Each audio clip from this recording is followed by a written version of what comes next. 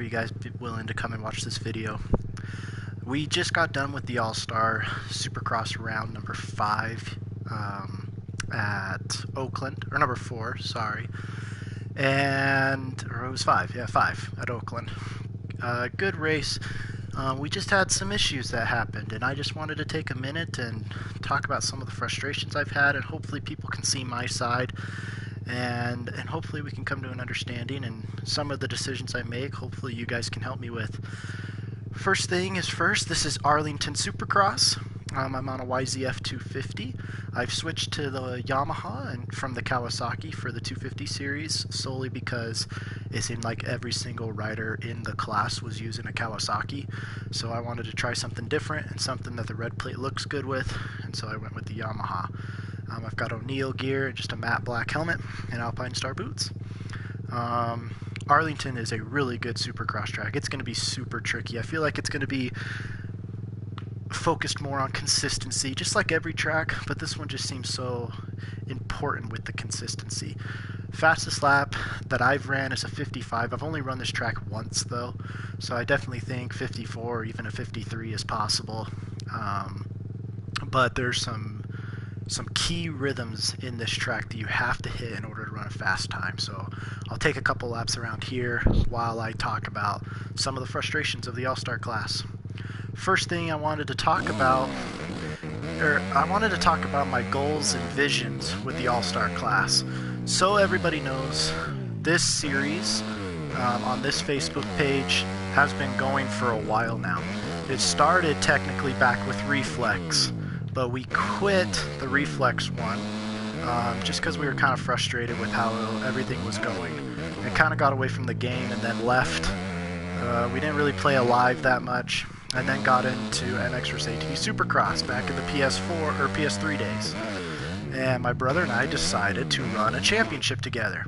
Not a lot of people had done it yet, and so we were thinking, you know, this would be a good idea. Let's put a championship together. Started it from scratch, and it went really well. We were able to finish the series. My brother won it, and then came the announcement of the PS4 version. So we got really excited. We bought the version. We started playing it. Meanwhile, my brother was actually running a championship over an MXGP, and that was pretty successful. And he brought the championship over to here for this game. And so we played it, and we had pretty good success. But that was back when we were doing it on the original tracks with no real care about what's going on, and everyone had run the track so many times, so it just kind of got boring. My brother ended up winning that championship, and it was a really fun one. We had Hayes there, but unfortunately he missed the first couple rounds, so he wasn't necessarily in the championship, but he was in every good race, and so that was really fun. So we did that, but that was a year ago when we finished it. We also raced the MXFP series with Kohas and Jerome and all those guys. Really well run tournament, really fun. So after a while though, the game just became so boring and Nordic wasn't doing anything that my brother and I actually sold our systems. And my brother went off to college, and we were saying, you know what, we really don't want to keep doing this. It's so hard to run. We're like, we'll just cancel it. Where we actually had started an outdoor version, and my brother just didn't like it, so we're like, let's just get rid of this. So we closed down the site. Well, then Nordic came out with that they're opening these tracks. I got really excited. I already had rebought a PS4 in the game, so I was super pumped, and so was everyone else, and the tracks have actually been really good. I've enjoyed every single one. I feel like they're getting better and better as time's gone on, and the scaling's getting better. But I put together the championship. I was like, I'm going to run this by myself because my brother isn't here, and I'm going to see if I can do it by myself. When I came up with certain ways to run it, I understood that, okay, I'm going to be kind of on my own on this, so I want to try and make it as simple as possible for me, and not really worry about what everyone else is feeling, but how can I run this better for myself. So that's why I came up with an idea of, can I run a Supercross series without having to worry about qualifications? Can I keep it to where there's only 12 of the fastest guys and we run every round and everyone shows up and it's fun and engaging and hopefully a good championship battle? So I introduced it and everyone seemed like they're really excited about it, and so we went with it. So I sent out invitations to about 20 people and heard back from the first 12. And the biggest thing that I had asked the people to consider before agreeing to join the circuit was you have to be able to make as many of the races as you can. And I put a limit. I said up to 14 races you've got to be able to make in order to compete in the series, because it's not fun when someone shows up for 6. And it's happened a lot in our championships before. And so I said, if you're going to join this, you have to be able to do it with knowing that you're going to run as many rounds as you can, at least up to 14. Every single person agreed to it. I had them send to me agree, almost like signing a contract, and we were ready to go. Also, everyone knew that Kojas and Jerome and Daniel KTM are not from this country. And so we were running the race on Sundays, so I figured we could try to run it a little earlier. So we're going to run it at 6 p.m. Eastern time.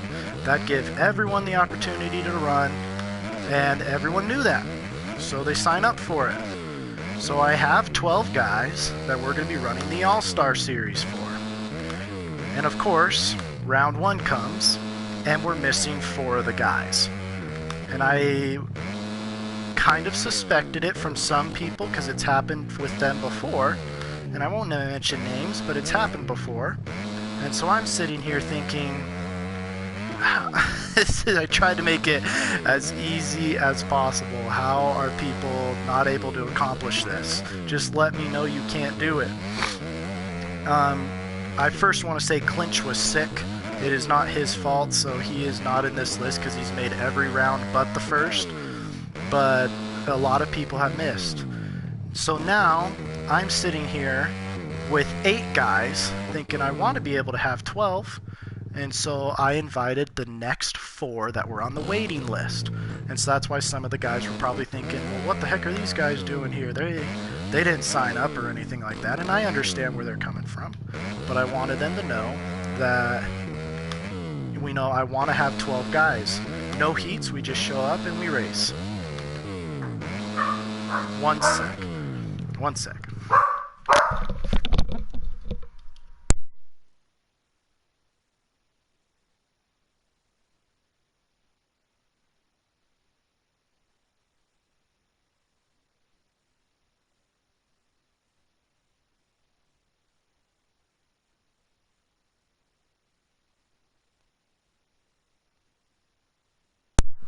Sorry guys, someone knocked on my door.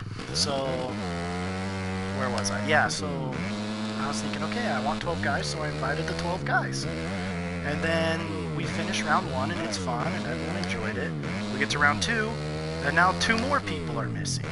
And so I'm just dropping guys left and right on the one thing that I asked people not to do. And so with that, I end up leaving and having to go to a golf tournament in Vegas, which was really fun. And so I think that kind of messed it up. So anyways, the point that I'm trying to get at is I hope everyone thinks that I'm trying, that I am running this thing by myself, and it's so hard to do. No one really understands what you have to go through because you're answering questions 24/7. And so you're trying to make sure you answer everything perfectly and everyone understands. And so it's a hard job. And so now I'm stuck here. The championship is pretty much over because Brew has won the first 5 races and is undefeated. And the other top guys have all missed races. So I'm stuck here trying to say, okay, do we just keep going? Or is this worth a restart? Should we actually restart the series? I'll invite 12 more people, and now they're under the understanding that they have to do it at this time. But maybe I'll have to bring on somebody to help me or whatever it takes, but it just has not turned out the way that I wanted to. And I actually thought that the All-Star Series was going to be the one that came the easiest, and the 250 Series was going to be the hardest. But it actually has come the complete opposite way. And so I'm stuck here trying to figure out what I want to do. So that's my thoughts, guys. I hope everyone understands what I'm trying to say and the frustrations I have. I'm sorry that it hasn't turned out the way I imagined it and pictured it, and it's a real bummer because I thought it could have been the funnest series we could have done. But I don't know, you guys leave comments, let me know what you think. That's my frustrations. We just had probably the worst race where random people were joining and blocking us on the track, so we've got to try and figure out a solution on how to keep it as private as we possibly can. So those are my thoughts. Let me know what you're thinking, and I'll try to answer any questions you have. And so as of now, Arlington is still on track for Sunday, but it might be canceled. I don't really know what's going to happen. The 250 race will still be happening because it's the easiest one to run, and we have a great championship battle going on over there. I'll be thinking about the All-Star class. Let me know what you guys think, and then I'll see you guys in a bit. Thank you for your help. Thank you for watching this video, and let me know what you guys think.